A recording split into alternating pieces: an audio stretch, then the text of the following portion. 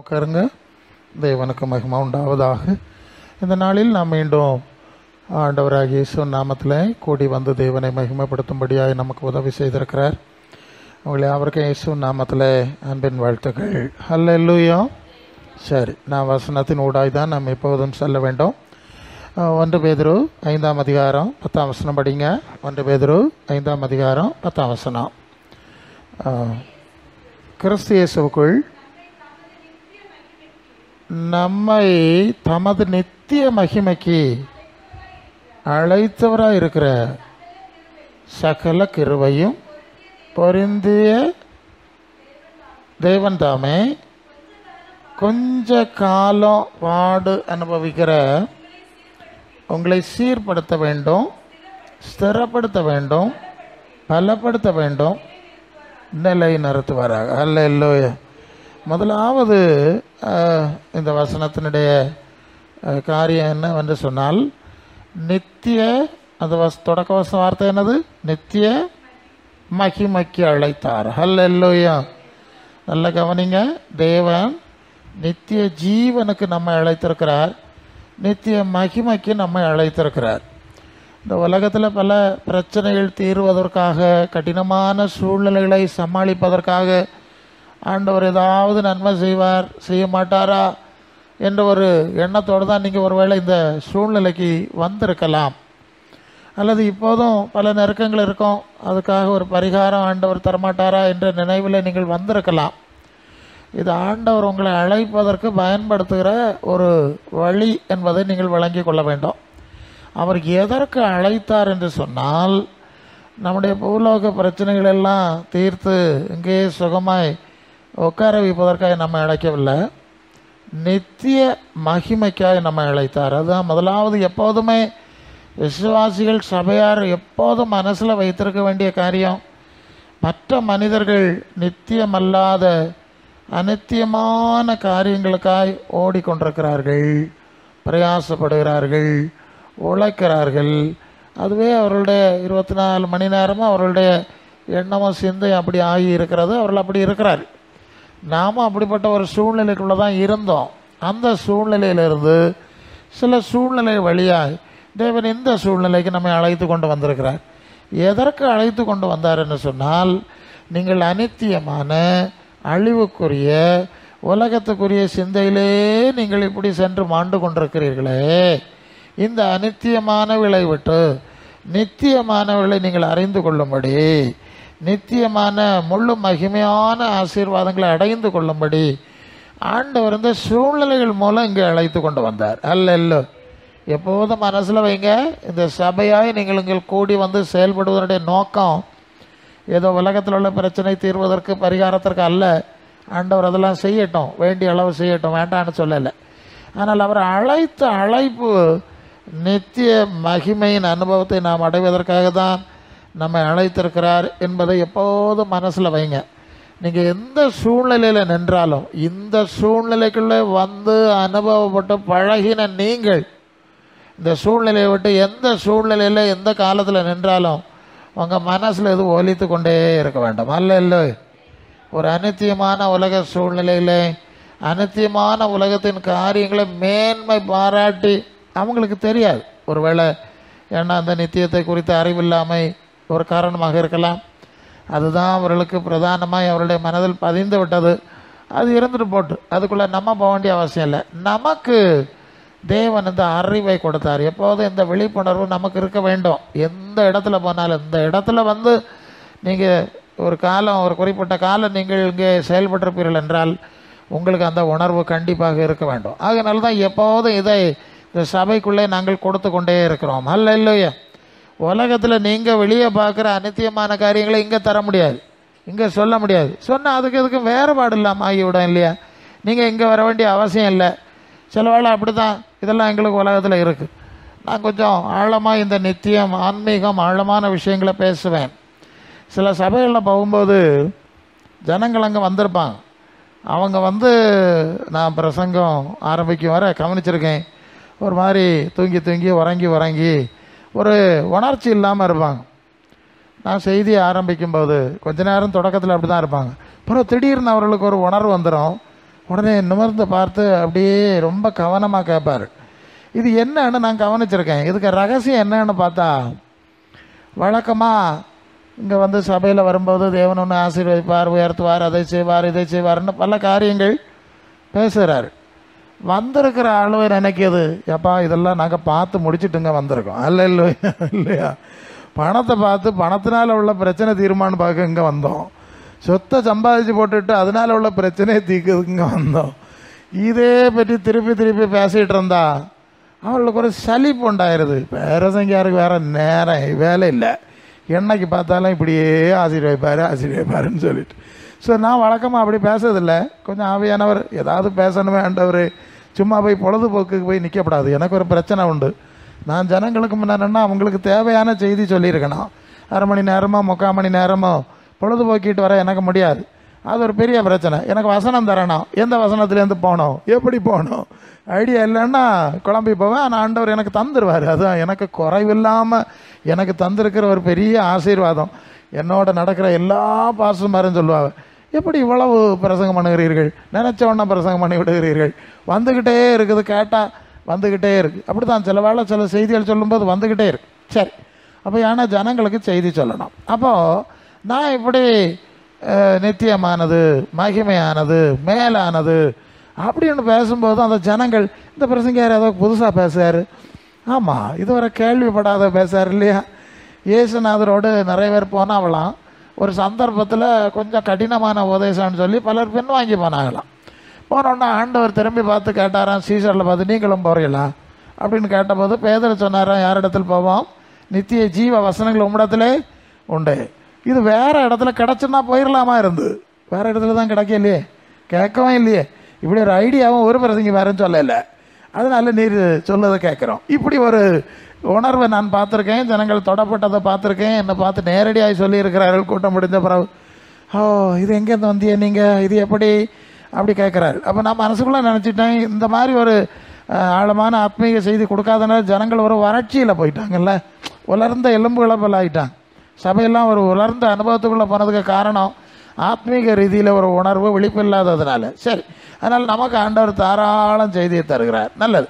உங்களை எதுக்கு அழைத்தேன்? நித்திய மகிமைக்காக நான் அழைத்தேன். இதுதான் முதலாவது வார்த்தை. அந்த உணர்வோடு நாம் எப்போதும் காணப்பட வேண்டும். இந்த சபையில் அதுக்கு தான் அழைச்சிருக்கார். அந்த அனுபவம் தான் நமக்கு தருவார்.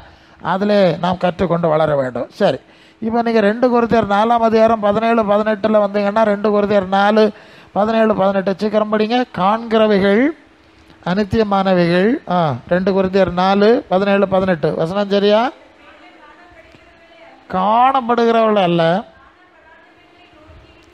காணப்படாதவளை நோக்கி இருக்கிற நமக்கு அது சீக்கிரத்தில் நீங்கும். லேசான உபத்திரவம் மிகவும் அதிகமான, அது எத்தனை வார்த்தைன்னு பார்த்துருக்கேன். முதல்ல நித்தியம், அடுத்தது கனம், அடுத்தது மகிமையை உண்டாக்குறது. அப்போ காணப்படாதவைகளை நோக்கி இருக்கிற நமக்கு அடுத்த ஒரு வார்த்தை. இதுவரை நமக்கு உலகத்தில் கண்ணில் காணுது, பார்க்குறதெல்லாம் தெரியுது, நம்ம எல்லாம் இதுதான் நமக்கு தெரியும். ஆனால் இது ஒரு நாள் கண்ணை விட்டு மறைந்து விடுகிறதுன்னா நமக்கு தெரியும். நம்ம கண்ணை மூடி போய் விடுகிறோங்கிறது நமக்கு தெரியும், அதையும் மறப்பதற்கில்லை. அப்போ அந்த காண்கிற இந்த காரியங்களை நாம் நோக்கி இருக்க அழைக்கப்படவில்லை. அடுத்த விஷயம் சரிதானே? காண்கிற, கண்ணில் காணுது, காதில் கேட்குது, நம்ம சுற்றி நடக்கிற இந்த உலகத்தின் காரியங்களை அடைவதற்கு நாம் அழைக்கப்படவில்லை. அடுத்த வார்த்தை அல்லேலூயா. காணாதவைகள் நம்முடைய கண்ணுக்கு தெரியாது.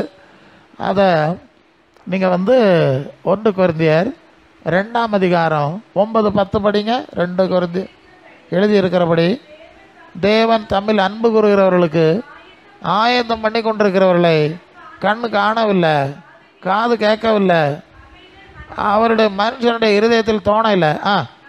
நமக்கோ தேவன் அவைகளை தமது ஆவியினாலே வெளிப்படுத்தினார். போதும். பத்தியெல்லாம் உலகத்தில் உள்ள ஆளுகளுக்கு கண்ணு காணலை, இது ஒன்றும் புரியலை.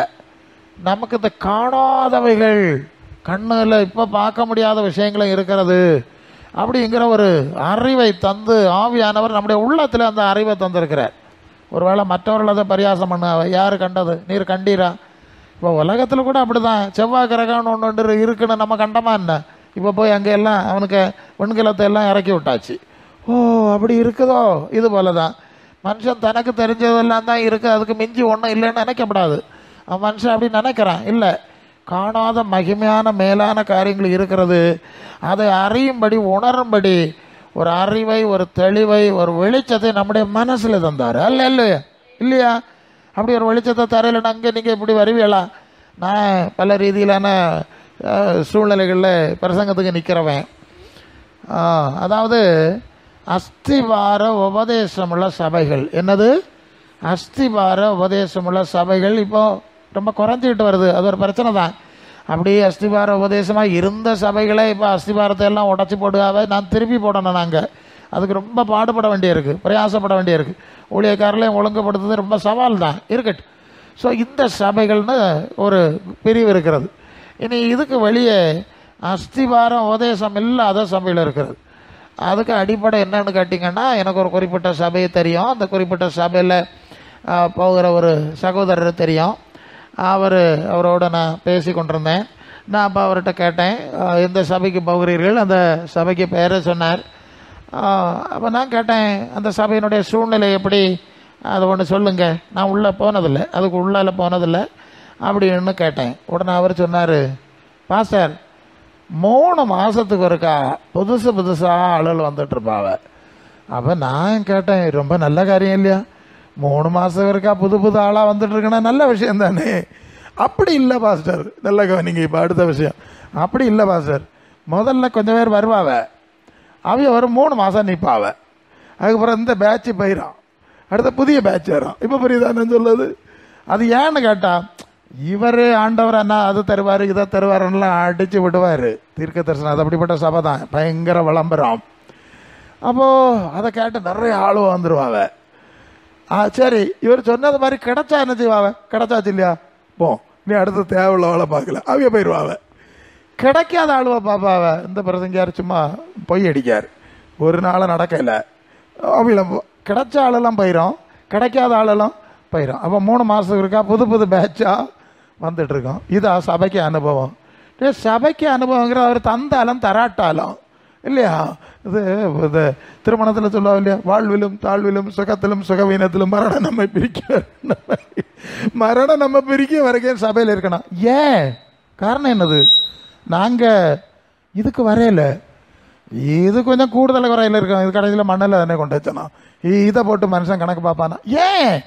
நமக்கு நித்திய ஜீவனை குறித்த ஒரு வெளிச்சத்தை தந்தார்ல, அறிவை தந்தார்ல. அதனால தான் நீங்கள் இங்கே நிற்கிறீங்க. எல்லோரும் கோடியாக பணம் கொட்டிகிட்டா இருக்குது வீட்டில்.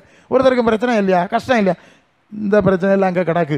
பிரச்சனை இல்லாத ஒரு ராஜ்யத்துக்கு கூட்டிகிட்டு போகிறேன்னு ஆண்டவர் கூப்பிட்ருக்காரு. அதனால பின்னால் போகிறது போல போட்டு அப்படி தானே வந்தோம். அப்போ இந்த அஸ்திபாரம், நித்திய ஜீவனை குறித்த அஸ்திபாரம் தான் சபையின் அஸ்திபாரம். அல்ல, அது இருக்கிற இடத்துல தான் விசுவாசிகள் நிற்பார். நான் சொல்ல ஊழியக்காரர்களுக்கு சொல்லிக் கொடுப்போம், இப்படி படம் காட்டிட்டு நடந்தீர்னா நீ சபை கட்டிட மாட்டீரு, இப்படி அஸ்திபாரம் வேணாம். ஆமாம் பாஸ்டர், நீங்கள் சொல்லுது எங்களுக்கு புரியுது. நாங்களும் கொஞ்ச காலமாக புதிய படமாக போட்டு பார்த்தோம், ஜனங்கள் நிற்கலன்னு பார்த்தா எப்படி நிற்கும்? அஸ்திபாரம் தான் இல்லையா அவனாட்ட? ரட்சிக்கப்படுறதில் கர்த்தர் சபையில் சேர்த்து கொண்டு வந்தார்னு எழுதியிருக்கு. அப்போ கர்த்தருடைய சித்தம் நடந்தா இல்லையா அவர் ஜனங்களை கொண்டு வருவார், நிறுத்துவார். இல்லைன்னா யார் நிறுத்துது? இப்படியெல்லாம் சொல்லி படிப்பிக்க வேண்டிய சூழ்நிலைகள் எங்களுக்கு ஏற்படும். சரி, இப்போ காணாதவைகளை நோக்கி இருக்கிற நமக்கு, அதான் விஷயம்.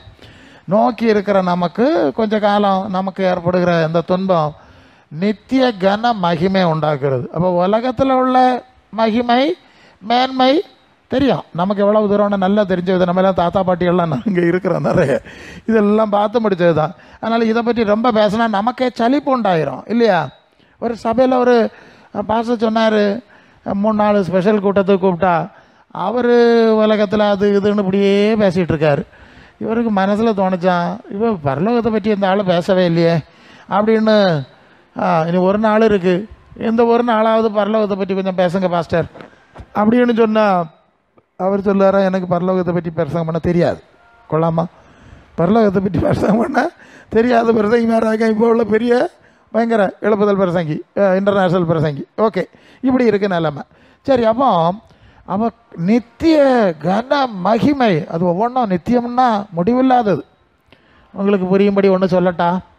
நான் சொல்லியிருப்பேன் இல்லையா, சங்கீதம் 90வது சங்கீதம் 12ஆம் வசனத்தில் அங்கே மோசே சொல்லுகிறார் என்ன சொல்லுகிறாருன்னா, எங்கள் நாட்களும் என்னும் அறிவை எங்களுக்கு போதித்தரலாம். சரிதானே? எங்கள் நாட்களை எண்ணும் அறிவை எங்களுக்கு. அப்போ எங்களுடைய வாழ்க்கை எப்படிப்பட்டது?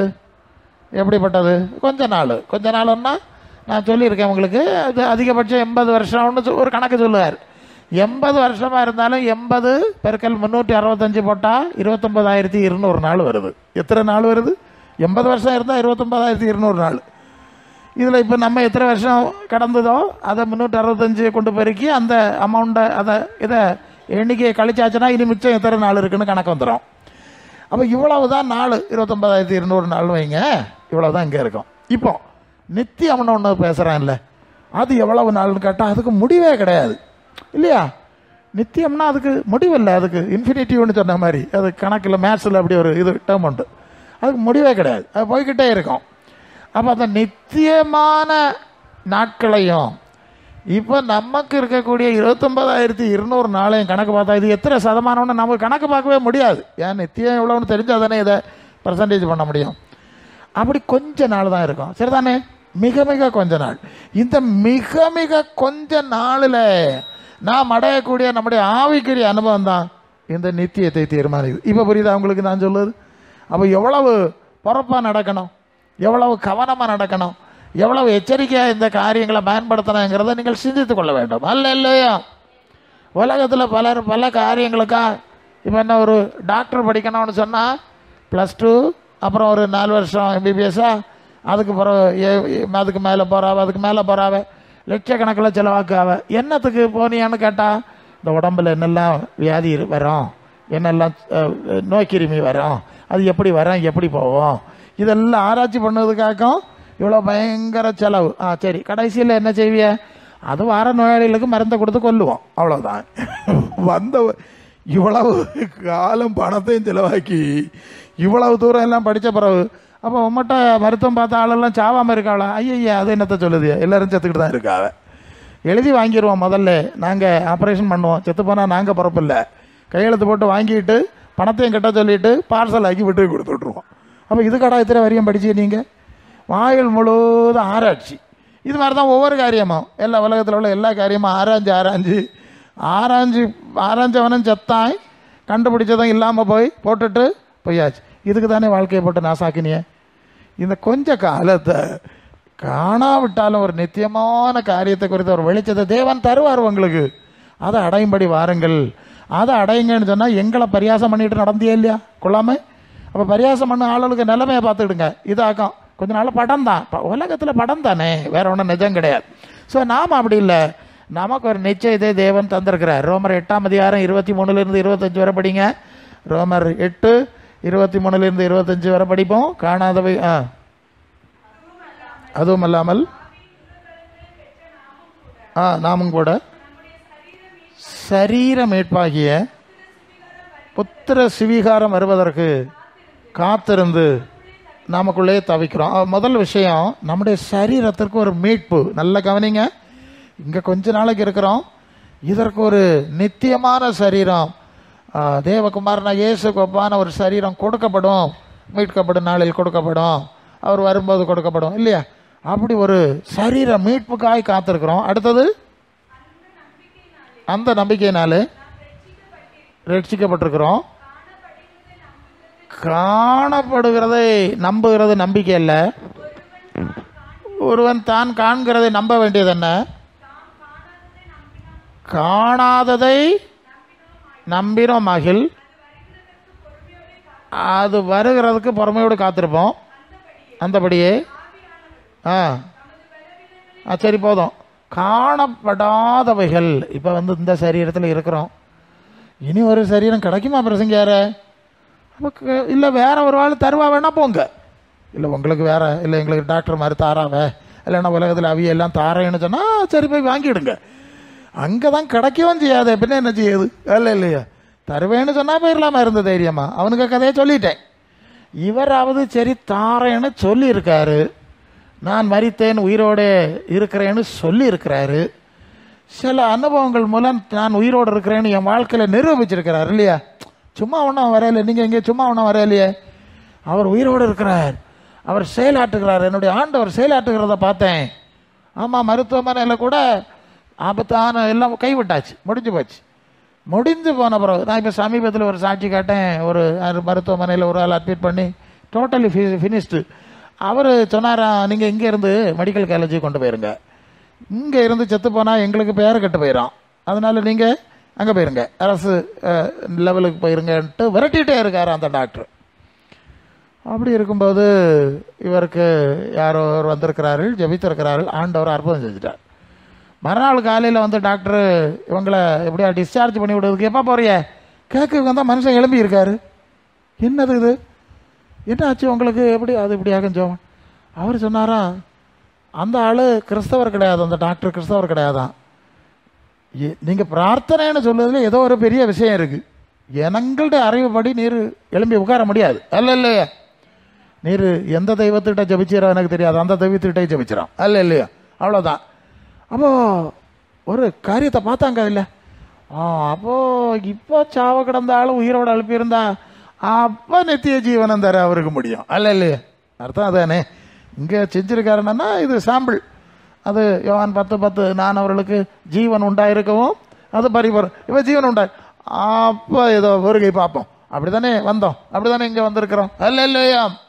அப்போது காணாதவைகளாக இருந்தாலும் அதை குறித்த ஒரு நிச்சயத்தை தேவன் நம்முடைய வாழ்க்கையில் இயேசு கிறிஸ்துவின் மூலமாய் ஏற்படுத்தினபடினால்தான் இந்த சூழ்நிலையில் நாம் இருந்து இந்த ஜீவனை அடைந்து விட்டு அதனுடைய அடுத்த ஸ்டேஜ், நெக்ஸ்ட் ஸ்டேஜ், நித்திய ஜீவனை அடையும்படி அப்படியே ஒவ்வொரு நாளும் அடிக்கடி கூடி வந்து நாம் அதை சிந்திக்கிறோம், தியானிக்கிறோம், ஜபிக்கிறோம்.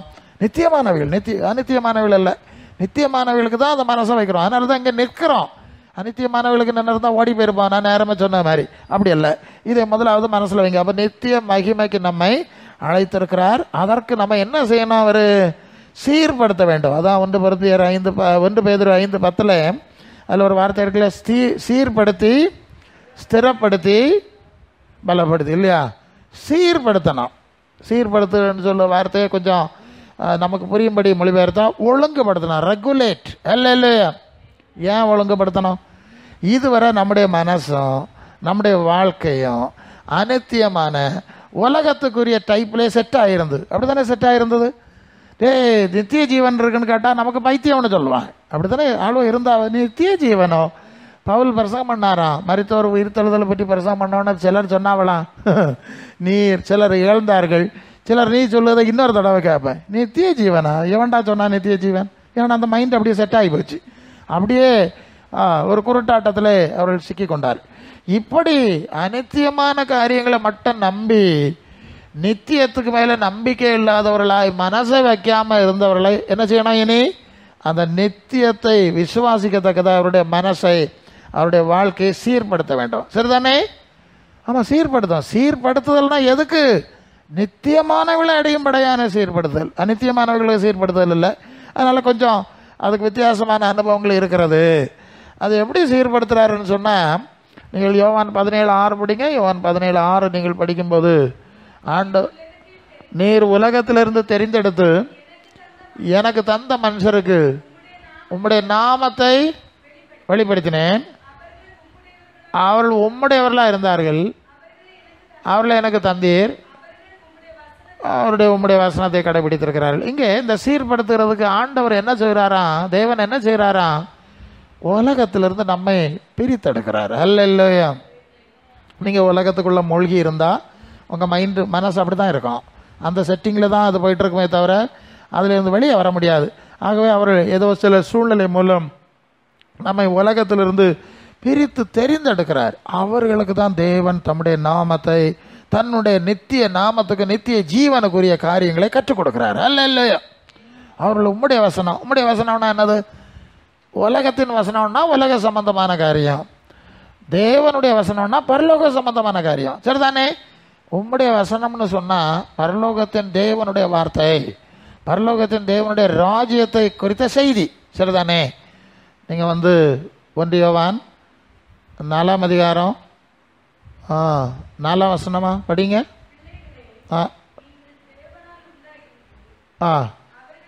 அவர்களை ஜெயித்தீர்கள், ஏனெனில் உலகத்தில் இருக்கிறவனிலும் உங்களில் இருக்கிறவர் பெரியவர். அந்த வார்த்தையை பார். அவர்கள் உலகத்துக்குரியவளை பேசுகிறார்கள், ஆகையால் இல்லை உலகம் அவர்களுக்கு செவி கொடுக்கும்.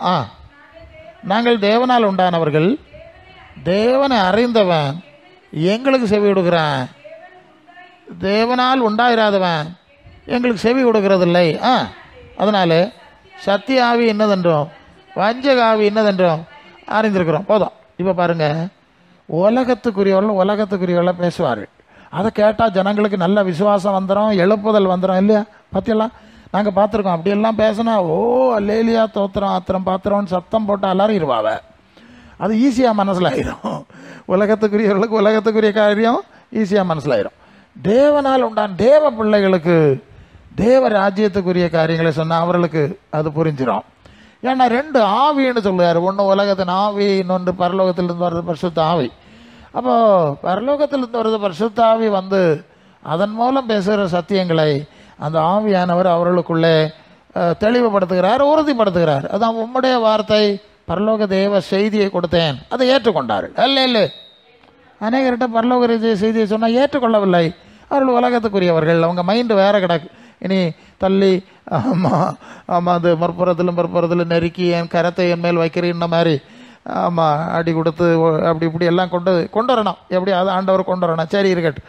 எப்படியும் நமக்கு அந்த நல்ல வெளிச்சத்தை தெளிவை நமக்கு தந்திருக்கிறார் என்பதை நான் மனசில் கொள்ளணும். யோவான் 15:19 நான் உங்களை உலகத்திலிருந்து தெரிந்து கொண்டபடினாலே உலகம் உங்களை பகைக்கிறதுன்னு சொல்லுவார். உலகத்திலிருந்து உங்களை தெரிந்து கொண்டேன். எதற்கு தெரிந்து கொள்ளுகிறார் என்று சொன்னால், அதை 1 பேதுரு 2:9-10 படிங்க. 1 பேதுரு 2:9-10. நீங்களோ அது வார்த்தையை பாருங்க. அந்தகாரத்தினின்று ஆச்சரியமான ஒளி நடத்திற்கு வரவழைத்தவருடைய புண்ணியங்களை அறிவிக்கும்படி தெரிந்து கொள்ளப்பட்ட சந்ததி, ராஜரீகமாகிய ஆசாரிய கூட்டம், பரிசுத்த ஜாதி, அவருக்கு சொந்தமான ஜனமார். போதும் பார்த்தீங்களா? தேவனுக்கு சொந்தமான தேவ ராஜ்யத்துக்குரிய மக்களாக இருக்கும்படி நம்மை தெரிந்து கொண்டார். அல்ல உலக சூழ்நிலையிலிருந்து பிரித்து இந்த சூழ்நிலைக்கு கொண்டு வந்திருக்கிறார். எதற்கு கொண்டு வந்திருக்கிறார்? அவருக்கு சொந்த ஜனமாக இருக்கும்படி, அவருடைய ராஜ்யத்துக்கு நித்திய ராஜ்யத்துக்குரியவர்களாக இருக்கும்படி. ஏன்னா நீங்கள் லூக்கா 20:36 தானே, 20:36 மரித்தோர் உயிர்த்தலில் அடைய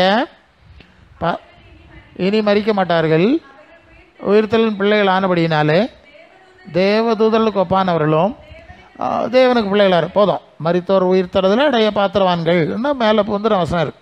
அப்போ தேவனுக்கு பிள்ளைகள், அந்த வார்த்தையை பாருங்க. தேவன் எப்படி இருக்கிறாரோ, தேவதூதர்கள் எப்படி இருக்கிறார்களோ, அதுபோன்ற பிள்ளைகளாய் தேவ ராஜ்யத்தில் இருக்கும்படி தெரிந்து கொள்ளப்பட்டவர்கள். அல்ல அப்போ சொந்த ஜனம்னா அவர் இருக்க இடத்துல அவரோடு இருக்கும்படியான சொந்தம். அதான் யோவான் 14:2-3 வாசிக்கிறோம். நான் இருக்கிற இடத்துல நீங்களே இருக்கபடி மறுபடியும் வந்து உங்களை என்னிடத்துல சேர்த்து கொள்வேன். அதற்காக அவர் என்ன செய்கிறார்? உலகத்திலிருந்து பிரித்தெடுக்கிறார், தெரிந்து கொள்ளுகிறார் என்பதை முதலாவது புரிந்து கொள்ள வேண்டும். இங்கே நமக்கு பிராக்டிக்கலாக ஏற்படுகிற சீர்படுத்தல் ஏற்படுகிற ஒரு பிரச்சனை என்னவென்று சொன்னால், ஒரேடியாக உலகத்திலேருந்து மொத்தமாக நம்ம பிரிக்கலை இல்லையா? மற்ற ஜனங்கள் மத்தியிலே தான் வாழ்ந்து கொண்டிருக்கிறோங்கிறதுனால நமக்கு ஒரு பிரச்சனை உண்டு. அது என்ன பிரச்சனைன்னு சொன்னால், ஆண்டவர் சொல்லுவார், பரலோகத்தை பற்றி பேசும்போது, நித்திய ஜீவனை பேசும்போது, இதெல்லாம் இங்கே அடிக்கடி சொல்லும்போது, திருப்பி பேசும்போது அவங்களுக்கு கொஞ்சம் உணர்வு வரும், சிந்தை வரும். கொள்ளாமே, அது நல்ல விஷயந்தானே, அது கிடைச்சா கொள்ளாமே எல்லாம் ஆசை வரும். ஆனால் இந்த சபையை விட்டு இப்போ செவரை தாண்டி ரோட்டுக்கு போய் அந்த பக்கம் போனோம்னா எங்கே போகிறோம்? திருப்பியும் பழைய சூழ்நிலை உள்ள அந்த இடத்துக்கு போகிறோம். 4 பக்கமும் வேறு விதமான கொண்டாட்டங்களும் உலகத்தில் கிடந்து நடுவில் மாட்டும்போது நமக்கு கொஞ்சம் சிக்கல். அது வந்து நீங்கள் லூக்கா 8:14 8:14 வரும்போது அங்கே என்ன படிக்கிறோம் தெரியுமா? முள்ளுகளுக்குள் விதைக்கப்பட்டவர்கள் வசனத்தை இங்கே இருக்கவளை நல்லா கேட்டு தலையாட்டிட்டு சந்தோஷமாக இருப்பாவ. உடனே வீட்டுக்கு போவாவ. நல்லா பார்த்துருங்க. பிரபஞ்சத்துக்குரிய கவலைகளினாலும் ஐஸ்வர்யத்தினாலும் சிற்றின்பங்களினாலும் நெருக்கப்பட்டு பலன் கொடாது இருக்கிறார். இங்கே இருக்க அவ்வளோ சந்தோஷமாக இருக்குது பிரசங்கியாரு, சமாதானம் இருக்கிற. வீட்டில் போனால் எல்லா பிரச்சனையும் வருமே, அங்கே போனால் இது டோட்டலாக மறக்கடிக்க செய்யக்கூடிய அளவுக்கு பல விஷயங்கள் நம்ம என்ன செஞ்சிருது? நெருக்கிறது. அதனால தான் கூட்டத்துக்கு அடிக்கடி வாருங்க, இடநாள் கூட்டம், ஞாயிறு கூட்டம், இதெல்லாம் எதுக்கு போடுறோன்னா இது ஒழுங்குபடுத்தணும்னா திருப்பி இங்கே வரணும். அங்கே பேய் நெருக்கிட்டே இருக்கும், திருப்பி இங்கே வந்து அதுக்கு ஒரு விளக்கம் சொல்லணும், ஒரு விடை கிடைக்கணும், ஆவியானவர் நம்ம பேசணும். இந்த சூழ்நிலை எல்லாம் நடக்க வேண்டும். அப்படி நடப்பதற்கு தான் இந்த சூழ்நிலையை நாம் எப்போதும் பயன்படுத்துகிறோம். உலகம் ஒன்றா பேசுது, ஆவியானவர் இன்னொன்னா பேசுகிறார். நம்மை ஸ்திரப்படுத்த வேண்டும் என்பதற்காக தான் இந்த சீர்படுத்துவதற்கு இல்லையா, முதல்ல சீர்படுத்தணும், அடுத்தது ஸ்திரப்படுத்தணும். கொஞ்சம் சீர்படுத்தியாச்சு, சரி கொஞ்சம் தெரிஞ்சாச்சு இல்லையா, இனி போங்க உங்கள் பாவுக்கில் போங்கன்னு விட்டாச்சுன்னா ஒன்றும் சரி வராது. இல்லையோ. ரொம்ப வருஷத்துக்கு முன்னே எனக்கு ஒரு நண்பன் இருந்தான், நாங்கள் சேர்ந்தே நடப்போம். நான் கொஞ்சம் 15 வயசுலேருந்தே பைபிள் படித்ததுனால எனக்கு இதில் பயங்கரமான ஒரு உறுதிப்பாடு. 19 வயசில் ஞானஸ்நானம் எடுத்துட்டேன். ஸோ எங்க சேர்ந்தே நடப்போம், நல்ல பையன் நல்லா நடந்தான். இடையில ஒரு கட்டத்தில் நாங்கள் 2 பேரும் தனித்தனியாக பிரிந்து செல்ல வேண்டிய ஒரு சூழ்நிலை வந்து விட்டது. நான் என் பாட்டுக்கு போயிட்டேன், அவர் இன்னொரு பாட்டுக்கு போயிட்டார். திருப்பி திடீர்னு ஒரு நாள் நான் எங்கேயோ செல்வதற்கு பஸ் ஸ்டாப்பில் பஸ்ஸு அறைக்கு வந்து நிற்கேன். அப்போ நிற்கும் போது அங்கே சில சகோதரர்கள் பேசி கொண்டிருக்க மாதிரி சத்தம் கேட்கு. என்ன சத்தம் கேட்குன்னு கொஞ்சம் அந்த பக்கம் அது ஒரு கட்டடம் இருக்குது, அதுக்குள்ளே ஒரு காலியான இடம், அதில் சிலர் இருந்து சீட்டு கழித்து கொண்டிருக்கிறார்கள். இந்த என்னுடைய நண்பர் அதில் இருக்கிறார். அவர் ஒரு கையில் ஒரு சிகரெட்டை வச்சுருக்கார், போஞ்சிக்கிட்டே இருக்குது, அவர் சீட்டாடி கொண்டிருக்கிறார். நான் கொஞ்ச நேரம் அவரை அந்த ஜன்னல் ஓடி பார்த்து கொண்டே இருந்தேன். பரவாயில்லையே, நம்ம கூட நடந்தபோது இது ஒன்றும் இல்லையே அவருக்கு, இப்படி வந்துட்டு அன்றைக்கு ஏதோ அவரிடத்துல பேச வேண்டும் என்ற ஆசையினால் நான் போக வேண்டிய இடத்துக்கு போகலை, நின்றுக்கிட்டேன். சரி அவனை தொந்தரவு பண்ண இல்லை, நடக்கட்டும், இப்படி எப்படியும் வயிறு பசிக்கு எவ்வளோ எலும்புவானே இல்லையா சோரத்துன்ன போகிறதுக்கு. சரி வயிறு பசிச்சாச்சு, வயிறு பசிக்கு போ எல்லாம் கிளம்பினானே வெளியே வந்தான். நான் காத்து நின்னேன். சரி வா உன்னோட கொஞ்சம் பேசணும். இடையில போனால் வேற மைண்ட் ஆகிடக்கூடாது. ஆமாம் முன்னால எல்லாம் அந்த மாதிரி இல்லைல்ல, இப்போ எப்படி நீ இப்படி அவன் சொன்ன ஒரு பதில் உண்டு. முன்னால நீ எப்போதும் என் கூட நடப்பாய், நான் அது செய்தால் சரியில்லை, இது செய்தால் சரியில்லை, அது அப்படி இப்படின்னு பெரிய வேதாந்தி பேசிக்கிட்டே இருப்பேன். எனக்கு ஒழுங்காக நடக்க முடிஞ்சது. இப்போ தான் நமக்கு அந்த மாதிரி ஒரு சூழல் இல்லை. எனக்கு கிடைச்ச நண்பர்களெல்லாம் எப்படி இருந்தாலும் நான் இப்படி ஆகிட்டேன். இப்போ புரியுதா நான் சொல்லுது? அப்போது என்ன சொல்லி கொடுத்தாலும் நீ அப்படியே போன்னு விட்டா அது சரி வராது. அதனால தான் எபிரேயர் 10:25 படிங்க. எபிரேயர் 10:25, அந்த சீர்படுத்தினவர்களை சபை கூடி வருகிறதை விட்டு விடுகிறது போல விட்டு விடாமல் ஒருவருக்கு ஒருவர் புத்தி சொல்ல கிடவோம், நாளானது சமீபித்து வருகிறதை எவ்வளவாய் பார்க்கிறீர்களோ அவ்வளவாய் புத்தி சொல்ல வேண்டும். இப்போ புரியுதா? அப்போ சபை கூடி வருகிறதில் என்னத்துக்கு வச்சிருக்கு? நீங்கள் ஒருத்தருக்கு ஒருத்தர் புத்தி சொல்லி அன்பு பாராட்டி தேற்றி ஜபித்து அப்படிப்பட்ட ஒரு அந்த மாதிரி ஒரு லிங்க், அது என்ன சொல்கிறது, ஒரு ஒருங்கிணைப்பு சூழ்நிலை இருந்தால்தான் நீங்கள் கொஞ்சம் ஸ்திரப்பட முடியும். இல்லையா? சீர்பட்டாலும் அதில் கொஞ்சம் பலப்பட வேண்டும் என்று சொன்னால் அப்படிப்பட்ட அனுபவங்கள் சபையில் இருக்க வேண்டும். ஒரு சபையில் நித்திய ஜீவனுக்கேற்ற ஆவிக்குரிய அனுபவங்கள் இருக்க வேண்டும். அப்போ தான் விசுவாசி ஸ்திரப்படும். இல்லை சும்மா ஆண்டவர் பியாக்கி நோக்கியும் காத்தாரு, இந்த வரியும் போன வரியை நடத்தினாரு, அதை தந்தாரு, இதை தந்தாரு. இதுதான் எல்லாருக்கும் கிடைக்கிற விஷயம் தானே. இந்த கோயிலுக்கு வரதுக்கு போகிற எல்லா ஆளுகளுக்கும் இதெல்லாம் நடந்துகிட்ருக்கு. பொதுவாக இப்போ பெந்தேகோஸ்தே சபைக்கு ஒரு பிரச்சனை என்னென்னா, அவங்க இப்போ இதுக்கு தான் வாராவ, பேய் வரப்படாது, நோய் வரப்படாது, கடன் தீரணும், பிரச்சனை தீரணும், சாவு வர சுமூகமாக அந்த பக்கம் கடந்து போனோம். இதுக்கு தான் எல்லாம் ஒரு சாமியை வச்சுருக்கான், இவங்களும் ஏசு சாமியை வச்சுருக்க மாதிரி ஆகுது. அப்படி கிடையாது. இல்லையா? அது தப்பு, அதை விட்டுருங்க. ஆண்டவர் செஞ்சிருப்பார், நன்மை தான், நீங்கள் நன்றி சாட்சி எல்லாம் சொல்லுங்கள், வேண்டான்னு சொல்லலை. அதுக்கு நம்ம அழைக்கவில்லையே, அதுலையே பிரச்சனை. நித்தியமான மகிமைக்காக நம்ம அழைத்திருக்கும் போது அதற்கேற்ற ஸ்ட்ரக்சர், அதற்கேற்ற செயல்பாடு இங்கே இருக்கணும். இல்லை புரியணும்னு நினைக்கிறேன். சும்மா அதான் இப்போ சபையில் பிரசங்கெல்லாம் எப்படி தெரியுமா, அந்த நித்திய ஜீவனுக்கு பேசலை. ஆபிரகாம் அங்கே போனான், கர்த்தர் கூட இருந்தார், தாவீதோடு கூட இருந்தார், எலியாவோடு கூட இருந்தார், உலகத்தில் கொஞ்ச நாள் வாழ்ந்தாவல்ல, அதில் கூட இருந்தார், நடத்தினார், வெற்றி கொடுத்தார். இப்படி தான் சபையில் பேசிகிட்டு இருக்காங்க. நான் எல்லா சபையிலும் பரவாயில்ல, எனக்கு தெரியும். சரிப்பா, இது இங்கே உங்களுக்கு நடக்குது, மற்றவனுக்கு கூட இருக்கார், அவனும் ஒரு மாதிரி வாழ்ந்தங்க போகிறான்ல. நித்தியத்துக்குரிய ஸ்ட்ரக்சர் எங்கே இருக்குது? பரலோகத்துக்குரிய ஸ்ட்ரக்சர் எங்கே இருக்குது? ஆண்டவர்கிட்ட போகிறக்குள்ள காரியத்தை பற்றி என்ன பேசுகிறேன்? பேசவே இல்லை, டோட்டலி இல்லை. அப்படி தான் இன்னைக்கு பெந்தேகோஸ்தே சபையில் போயிட்டுருக்கு. நமக்கு அப்படிப்பட்ட ஒரு சூழ்நிலை வராமல் கர்த்தர் நம்மை காக்கட்டும். இல்லையோ? அப்போது ஸ்திரப்பட வேண்டும். அவர் ஸ்திரப்படுத்தும்படி இந்த சபையின் சூழ்நிலைகளை வைத்து அதில் அந்த வசனங்களை மீண்டும் மீண்டும் நமக்கு ஞாபகப்படுத்தி நம்மை உறுதிப்படுத்தி கொண்டே இருக்கிறார் என்பதை நாம் கவனத்தில் கொள்ள வேண்டும். 1 கொரிந்தியர் 15:58 வாங்க. என்ன படிக்கிறீங்க? ஆகையால் எனக்கு பிரியமான சகோதரரே, கர்த்தருக்குள் நீங்கள் படுகிற பிரயாசம் விருதாவா இராது என்று அறிந்து நீங்கள் உறுதிப்பட வேண்டும், அசையாமல் இருக்க வேண்டும், கர்த்தருடைய கிரியையிலே எப்பொழுதும் பெறுகிறவர்களாக இருக்கணும். அல்ல மீண்டும் சொல்லுகிறேன், நான் என் கூட்டத்துக்கு வந்தேன், எனக்கு வீடு கிடச்சிது, கார் கிடச்சிது, கடந்து இந்த பிரச்சனை பேசாண்டா, அது நல்லது, இருந்துட்டு போட்டு அதை சொல்லலை. கர்த்தருக்குள் ஸ்திரப்படுவதுன்னா என்ன தெரியுமா? கர்த்தர்னா இயேசுவை குறிக்கிற வார்த்தை. இயேசுக்குள் வளருதல், பலப்படுதல், இயேசு இருக்கிற இடத்துக்கு செல்வதற்கு பூர்ண தகுதி அடைதல். அல்ல இயேசுவின் மூலம் நமக்கு வாக்களித்திருக்கிற 2 தெசலோனிக்கர் 2ஆம் அதிகாரம் 14ஆம் வசனம் படிங்க. 2 தெசலோனிக்கர் 2:14.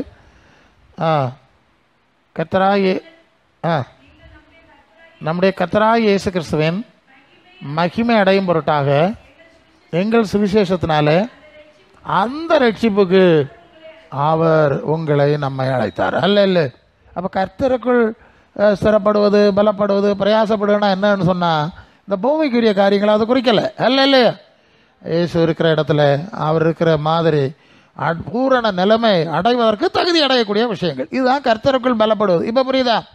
இதில் நீங்கள் அசையாமல் இருக்கணும். அதில் உலகத்தில் உள்ள காரியங்கள், லாப நஷ்டங்கள் எல்லாம் இங்கே கொண்டு வரப்படாது. அது அங்கே நடத்திடணும், இங்கே வரப்படாது. இங்கே வந்தால் கர்த்தருக்குள் ஸ்திரப்படுவது, பலப்படுவது எப்படி, அந்த பூரண அனுபவத்தை அடைவது எப்படி, அதில் தான் நீங்கள் கவனமாக இருந்து பிரயாசப்பட்டு கொண்டே இருக்கணும். என்ன செய்யணும்? பிரயாசம்னு சொல்லியிருக்கு இல்லையா? அது என்ன பிரயாசம்? பிலிப்பியர் 2ஆம் அதிகாரம் 12ஆம் வசனம். பிலிப்பியர் 2:12 படிங்க. நான் சமீபமாக இருக்கும்போது மாத்திரமல்ல, தூரமாக இருக்கிற இப்பொழுதும் ஆதலால் எனக்கு பிரியமானவர்களே, எப்பொழுதும் கீழ்ப்படுகிறவர்களாக இருக்கு. நான் உங்களுக்கு சமீபமாக இருக்கும்போது மாத்திரம் இல்லை, தூரமாக இருக்கிற இப்பொழுதும் அதிக பயத்தோடும் நடுக்கத்தோடும் உங்கள் ரட்சிப்பு நிறைவேற பிரயாசப்படு. நீ நல்லா கவனிங்க. இந்த நாட்களில் பெந்தெகோஸ்தே சபையிலே பெரிய குழப்பம் நான் சொல்லிட்டேன். ரட்சிப்பு என்று சொல்வதற்கு ஒரு தொடக்கம் இருக்குது, ஒரு முடிவு இருக்குது, அது பூரணப்பட வேண்டிய அனுபவங்கள் இருக்கிறது. சரியா? இதுக்கு பிரயாசப்படுக்கு தானே இதை வச்சுருக்கோம். இல்லையா? இந்த ரட்சிப்பின் 1ஆம் பாடம் என்னது? கலாத்தியர் 4:19 தானே? கிறிஸ்து உங்களில் உருவாகுமளவு மறுபடியும் அப்போ இயேசு குழந்தையாய் நமக்குள்ளே அவருடைய சிந்தை உருவாகுது. சரிதான், வசனம் அதுதான். கிறிஸ்துவின் சிந்தை, அது பிலிப்பியர் 2:5 கிறிஸ்து இயேசுடைய சிந்தை. அப்போ கிறிஸ்து இயேசுடைய சிந்தை கொஞ்சமாக நமக்குள்ளே உருவாக்கப்படுது முதலாவது. அடுத்தது அப்படியே வளர்ந்து வளர்ந்து அது எபேசியர் 4:11 சொல்லுற மாதிரி கிறிஸ்துவ நிறைவான வளர்ச்சியின் அளவுக்கு தக்க பூரணம் வரைக்கும் பிரயாசம். இப்போ புரியுதா? பிரயாசம் என்கிறது இந்த மண்ணுக்குரிய காரியத்துக்கான பிரயாசம் அல்ல, இங்கே போட்டுட்டு போகிற காரியங்களுக்காக பிரயாசப்பட இங்கே நாம் இயேசுவால் அழைக்கப்படவில்லை. அல்ல அதான் வசனம் தொடக்கத்துலேருந்தே அப்படி தான் வர்றோம்.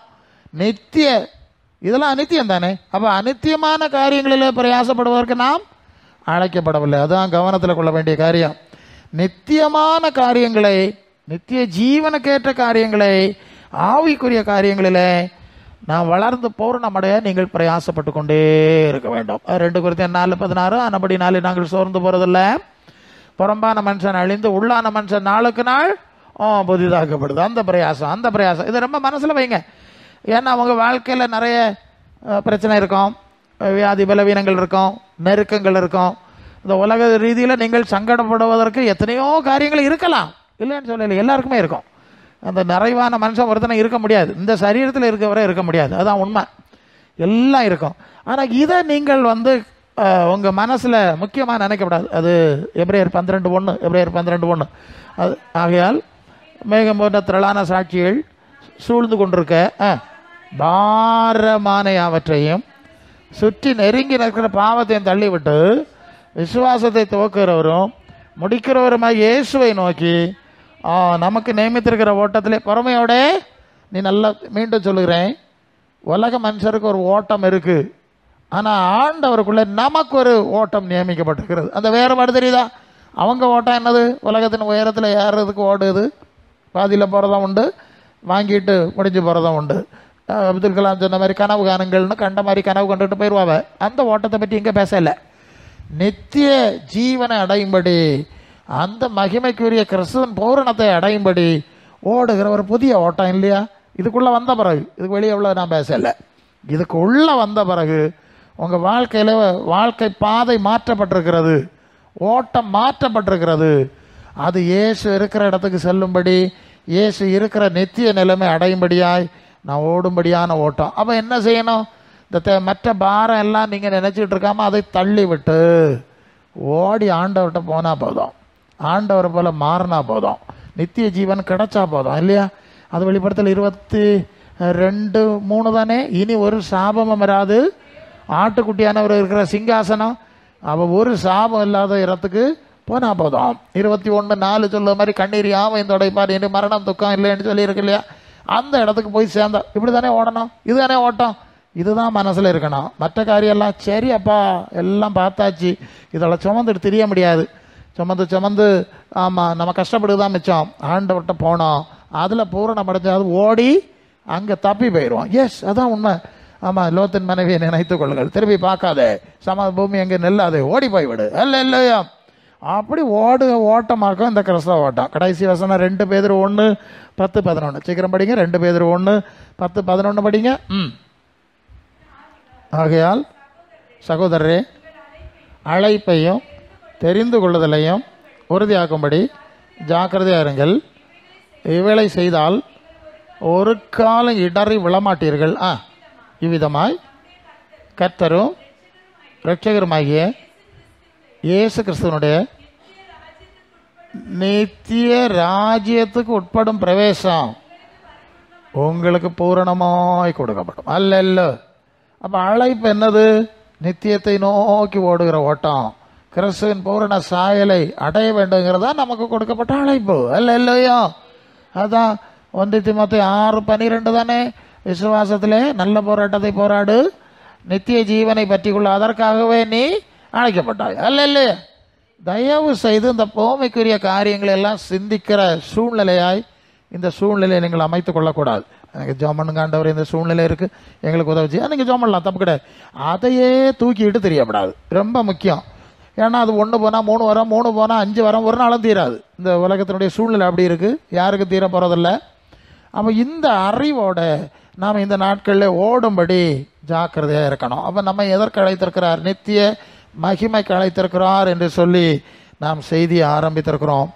அந்த அழைப்பை தெளிவாக புரிந்து கொண்டால் உங்களுக்கு பின்மாற்றம் குழப்பம் வராது. இல்லையா? இப்போது பக்தரெல்லாம் கடந்து போனாங்க, லாபமாக இருந்தேன், நஷ்டமாகி விட்டேன், எதுவும் கிறிஸ்துவ அன்பை விட்டு என்னை பிரிக்காது என்று அறிந்திருக்கிறேன். பவுல் சொன்னார்ல, அதுக்கு என்ன காரணம்? மனசை பரலோகத்தில் வச்சது தானே காரணம். நம்ம ஆளுல மாதிரி பூலோகத்தில் வச்சுருந்தா கிறிஸ்தவமாக இருக்கமா, விசுவாச ஜீவியமானு ஓடி போயிருப்பான். இல்லையா? அவங்க மனசில் அது இல்லை. இது எல்லாத்தையும் போனாலும் எனக்கு ஒன்றும் பிரச்சனை இல்லை, நான் இதுக்காக ஓடலை, இதுக்காக ஆண்டவருக்கு பின்னால் போகலை, எனக்கு ஒரு நித்திய மகிமையை குறித்த நம்பிக்கை கொடுக்கப்பட்டிருக்கிறது, அதற்கு ஓடும்படி அழைத்து நான் ரொம்ப தூரம் ஓடியாச்சு, இனி நான் திரும்பி போகிறதுபடி இல்லையா? அங்கே கிடக்குது, வேணும்னா வருங்க, இல்லைன்னா நீங்கள் போங்க, நான் போகிறேன்னா. இப்படி ஓடக்கூடிய ஒரு ஓட்டத்தின் அனுபவம் நம்முடைய வாழ்க்கையிலே இருக்க வேண்டும். இல்லை. அப்போ ஆண்டவர் தந்த அழைப்பை நீங்கள் புரிந்து கொண்டீர்கள் இல்லையா? நித்தியத்துக்கு அழைக்கப்பட்டிருக்கிறோம், மகிமைக்கு அழைக்கப்பட்டிருக்கிறோம், அழியாமைக்கு அழைக்கப்பட்டிருக்கிறோம். அது கண்ணு காணல, ஆனால் தேவன் அந்த நிச்சயத்தை நமக்கு பல ரீதியிலே தந்திருக்கிறார்.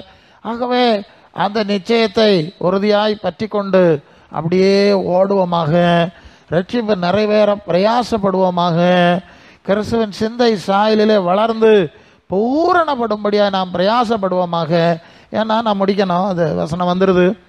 இந்த உலகத்தை விட்டு நாம் கண்ணை மூடும்போது, இந்த உலகத்தார் பெருசாக நினச்சிக்கிட்டு இருந்த காரியம்லாம், அதான் கொஞ்ச நாள், இத்தனை நாளுன்னு பார்த்தோம், இதெல்லாம் முடிவுக்கு வந்துவிடும். இந்த கொஞ்ச நாளில் நீங்கள் எந்த நித்தியத்துக்கு ஏற்ற காரியங்களை உங்கள் உள்ளத்திலே பதித்து அதையே தியானித்து சிந்தித்து ஓடி வந்தீர்களோ அதுதான் உங்கள் கூட வரும். அல்ல. அது வெளிப்படுத்தல் 14:13 தானே. கர்த்தருக்குள் மரிக்கிறவர்கள் பாக்கியவான்கள் என்று எழுது, அவர் தங்கள் பிரயாசத்தை விட்டு இளைப்பாறுவார்கள், அவருடைய கிரியைகள் அவருடனே கூட போகும். யாருக்கு உள்ள மரிக்கிறவர்கள்? கர்த்தரோடு வாழ்ந்தவர்கள், கர்த்தருடைய மகிமைக்காய் பிரயாசப்பட்டவர்கள் இப்போ கர்த்தருக்குள் மரிக்கிறார்கள். அல்லேலூயா. அவங்களுடைய பிரயாசத்தின் பலனை அவர்கள் எடுத்துக்க போடலை. ஏன்னா இதுக்கு தான் பிரயாசப்படலையே. நீங்கள் அது மற்ற 6:20-21 சொன்ன மாதிரி பரலோகத்தில் பொக்கிஷத்தை சேர்த்து வைங்க, உங்கள் பொக்கிஷம் எங்கே இருக்கோ அங்கே இருது, இப்படியே வாழ்ந்துட்டாவ இல்லையா? அதனால் அவர்களுக்கு இந்த பூமிக்குரிய ஒன்றை நினைக்கல, சிந்திக்கலை, சேர்த்து வைக்கல. எல்லாம் பரலோக ரீதியிலே போனனால அங்கே ஆத்துமாவில் எடுத்து கொண்டு போகிறார்கள். அல்ல.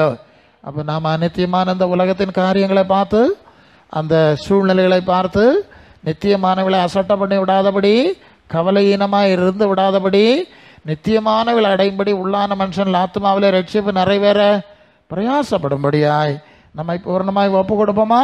தலைகளை தாழ்த்துவோம். ஹல்லேலூயா, ஹல்லேலூயா, ஹல்லேலூயா.